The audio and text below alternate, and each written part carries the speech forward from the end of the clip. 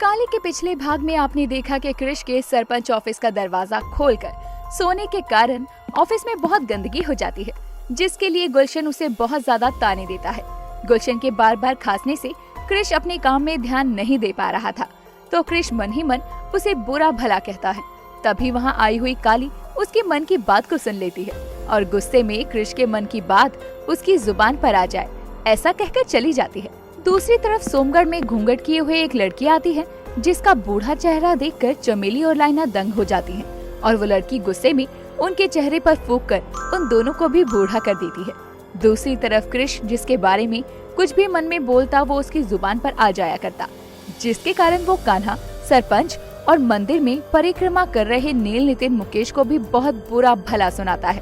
अब आगे शारदा भागते हुए घर आती है और खुद का चेहरा शीशे में देखकर जोर जोर से चिल्लाने लगती है। हाय दैया, हमारा चेहरा। अरे कौन हो तुम और हमारे घर में क्या कर रहे हो? शारदा, ओ शारदा। अरे सामने तो खड़े हैं हम, ऐसे आवाज काहे लगा रहे हो? तुम और हमरी शारदा, देखो बुढ़िया, माना हमरी लुगाई की शकल बहुत ही अच्छी तो नहीं है, लेकिन कम से कम देखने लायक तो है ना। इसलिए अपनी ये जुरियों वाली शकल लेकर दफा हो जाओ यहाँ से। अरे कैसे आदमी हो तुम, अपनी पत्नी को ना ही पहचान पा रहे हो? अरे ओ सुंदरी चुड़ैल ने हमारे चेहरे का ई हाल कर दिया, मानो मेरी बात को। इसकी बोली तो हमारी शारदा जैसी है, लेकिन शारदा इतनी जल्दी बूढ़ी कैसे हो सकती है? नहीं नहीं, यह हमारी शारदा नहीं। अरे हम कहते हैं निकलो घर से। इतना कहकर मिश्रा उसे घर से बाहर करके दरवाजा बंद कर देता है। दूसरी तरफ भाग्या घर का कचरा लिए निकलती है। कुछ दूरी पर पड़ी एक कचरा पेटी में डाल देती है, तो उसे किसी के रोने की आवाजें आती हैं।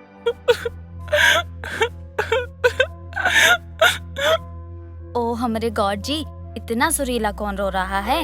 रोने की आवाज और तेज हो जाती है। तभी भाग्या अपनी नजर इधर उधर घुमाती है, तो उसे एक पेड़ के नीचे घूंघट किए बैठी एक लड़की सुंदरी नजर आती है और उसको देखकर भाग्या उसके पास जाकर अपने मन में कहती है, ये बेचारी काहे यहाँ बैठकर रो रही है? ह्यूमैनिटी के चलते पूछ ही लेते हैं। अरे कहाँ जात हो, तनिक ठहरो। तुम्हारी रोने की सुरीली आवाज सुने तो हमसे रहा नहीं गया। उसे कौन दुख में आंसू बहा रही हो बिटिया तुम? कुछ नहीं, तुम यहाँ से चली जाओ, मुझे अकेला छोड़ दो। ऐसे कैसे छोड़ दे? अरे भाग्या किसी को रोता हुआ ना ही देख सकत, और वैसे भी बिना बात के तो तुम रो भी ना ही रही होगी। और ये घूंघट काहे कर रखी हो? है दैया, कहीं से भाग कर तो नहीं आई हो ना? दिखाओ दिखाओ अपना चेहरा हमको। ई का झोल है, घूंघट में चांद तो सुने थे और घूंघट में तो चुड़ैल निकली। सुंदरी नाम है मेरा, मैं कोई चुड़ैल नहीं हूँ। सुंदरी कम छुछुंदरी ज्यादा लगत है तू। पतली कमर और बुढ़ई शक्ल वाली लड़की हम जिंदगी में पहली बार देख रहे हैं। पागल औरत, कब से मेरे चेहरे को बुरा भला कहे जा रही है? तुझे तो मैं बताती हूँ। इतना बोलकर सुंदरी अपनी आंखें बंद करके फिर से खोलती है और भाग्या के चेहरे पर फूंक मारती है और भाग्या के चेहरे पर बहुत सारी झुर्रियां आ जाती हैं। नील, नितिन, मुकेश तीनों भाई अपने घर के बाहर बैठे हुए थे। तभी नितिन की नजर सुंदरी पर जाती है, जिसकी कमर तो दिख रही थी पर उसका चेहरा नहीं दिख रहा था।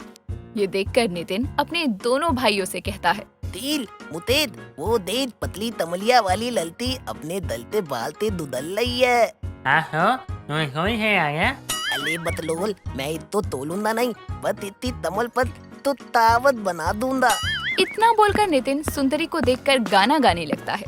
पतली तमलिया तेली आए आए आए, लतते तो तोली तले ताए ताए ताए। नितिन गाना गाकर उसे रोकने की कोशिश करता है, पर सुंदरी उसके गाने का कोई जवाब नहीं देती और उसके गाने को अनसुना कर कर वहाँ से चली जाती है। वो दोनों आपस में लड़ ही रहे होते हैं कि तभी वहाँ पर भाग्या अपने चेहरे पर हाथ रखे रोते हुए अपने घर में आती है। अब भाग्या जैसे ही अपने चेहरे से अपने हाथों को हटाती है, वैसे ही नील, नितिन, मुकेश अपनी माँ भाग्या को पहचान नहीं पाते। तुम दोनों उल्टा धुती डाली हो तुम। नालायक, हम तुम्हारी अम्मा है, अपनी अम्मा को काहे भूल गए? ये क्या बोल रही हो तुम? हमारी अम्मा इतनी भी तालाब नहीं है जितनी तुम्हारी ततल है। हम मानते हैं कि हमारी माँ बहुत बेताल और बदतूलत है, पर वो तुम्हारी जितनी तालाब तो नहीं है। लेकिन आवाज तो अम्मा देती है, पर ततल नहीं है। कहीं ऐसा तो नहीं कि तुम बहलूपिया हो? कहा बोले तुम्हारी अम्मा बदसूरत है। नालायक हो, हमको तुम पर कितना नाज था, पर तुमने ऐसी बात करके हमारा दिल का 4 टुकड़ा कर दिया है। हे भगवान, हमारे नालायक बेटे भी हमको पहचान नहीं पा रहे हैं। क्या कह रही हो आंटी? अम्मा अम्मा तो नहीं है, वो कूड़ा फेंकने गई थी, पता नहीं क्यों अभी तक आई नहीं। भाग्या का चेहरा इतना खराब हो चुका था कि उसको उसकी बेटी तक पहचान नहीं पा रहे थे।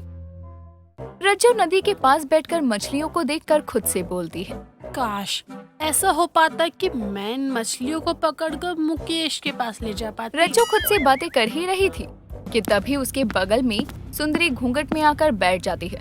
अपने बगल में बैठी लड़की को देखकर रज्जू उससे बोलती है, तुम कौन हो और इतना लंबा घूंघट क्यों किया है?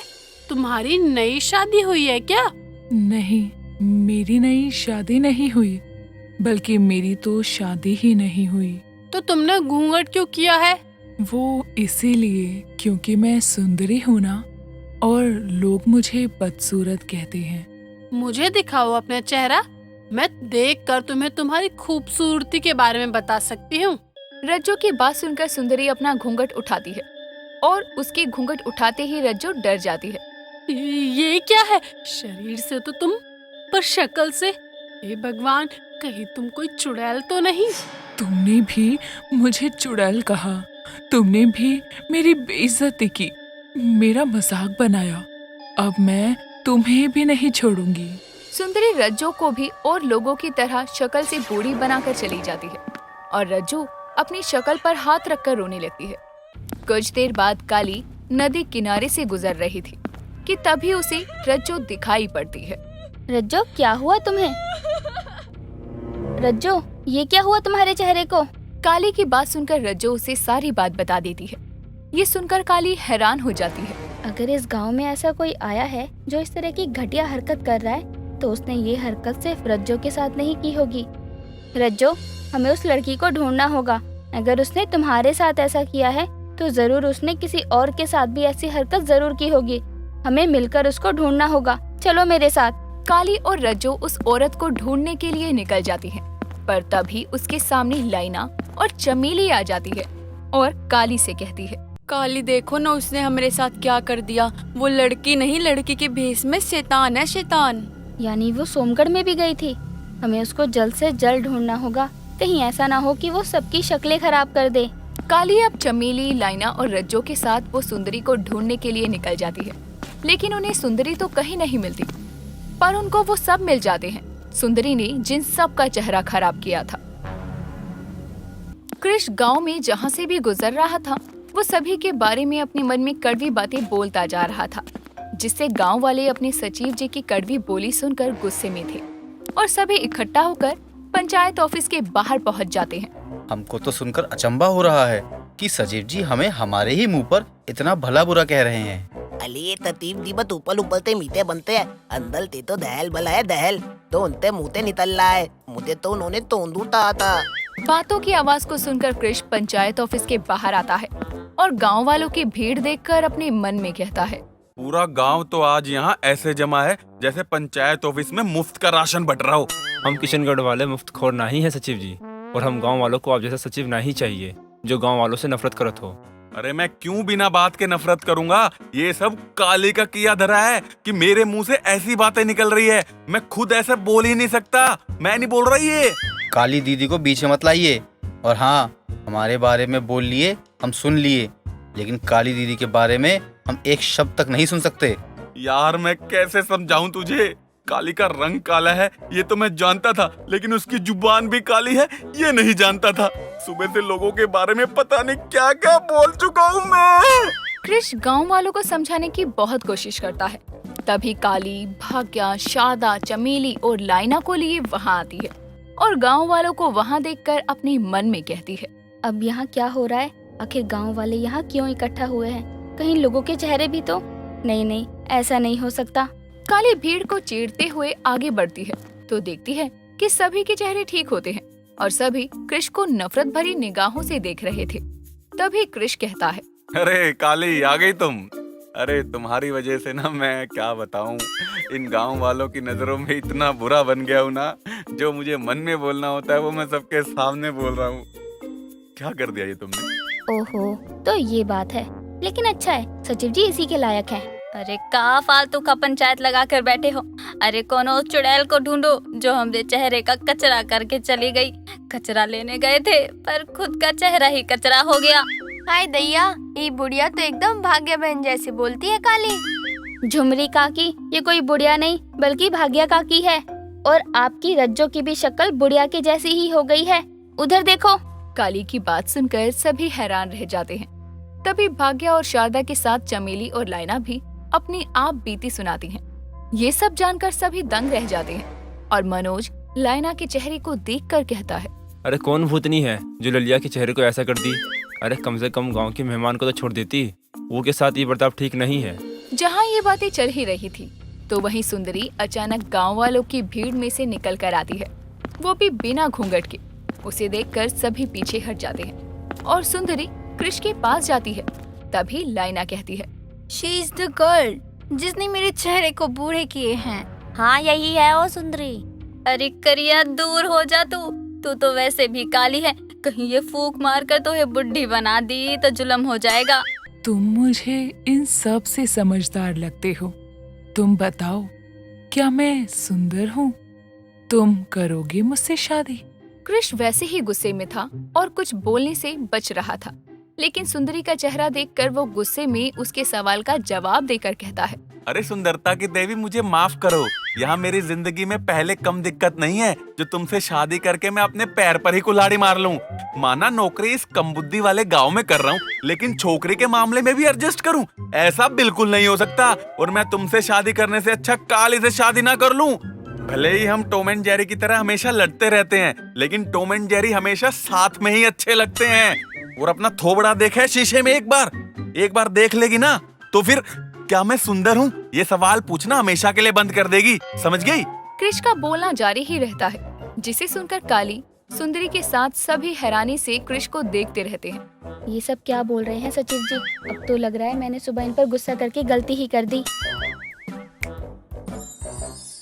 कृष की बातें सुंदरी को बहुत ज्यादा ही चुभ जाती है और वो गुस्से में उसके और करीब बढ़ती है। तभी काली उसके सामने आकर कहती है, क्यों कर रही हो तुम ये सब? और कौन हो तुम? आखिर तुमने इनके चेहरे क्यों बिगाड़े हैं? क्या बिगाड़ा था इन लोगों ने तुम्हारा? मैं हूँ सुंदरी। इन्होंने मेरे चेहरे की बुराई की, मुझे सुंदर नहीं कहा, जबकि मैंने बहुत प्यार से सवाल किया था। अब तुम्हारी बारी है, तुम कहो, क्या मैं सुंदर हूँ? सुंदरी, तुम लोगों के कहने से सुंदर या बदसूरत नहीं हो जाओगी। असली सुंदरता सूरत में नहीं, सीरत में बसती है, देखने वालों की नजरों में बसती है। तुम्हारा चेहरा जैसा भी है उससे फर्क नहीं पड़ता, क्योंकि ये भगवान की देन है जिसने हम सभी को बनाया है। जैसे तुम अपने चेहरे को लेकर परेशान हो, एक समय था कि मैं भी कभी अपने काले रंग को लेकर बहुत परेशान रहती थी, लेकिन मैंने अपने इस रूप को आत्मविश्वास के साथ अपनाया और तुम्हें भी अपने इस रूप को अपनाना चाहिए। और हाँ, लोगों के बारे में सोचना बंद कर दो, ये पूछना बंद कर दो कि तुम सुंदर हो या नहीं। लोगों के कहने ना कहने से कोई फर्क नहीं पड़ता, तुम्हें खुद की वैल्यू को खुद ही पहचानना होगा। काली के इतना बोलते ही सुंदरी के चारों ओर एक रोशनी का घेरा लग जाता है। उस रोशनी की चमक से सभी अपनी आंखें बंद कर लेते हैं और जब वो रोशनी गायब होती है तो सुंदरी का चेहरा बहुत ही सुंदर हो जाता है।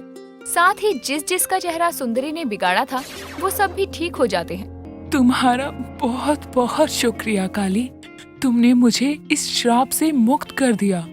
आज से कई साल पहले मुझे श्राप मिला था, बस इसीलिए मेरा ये हाल हुआ।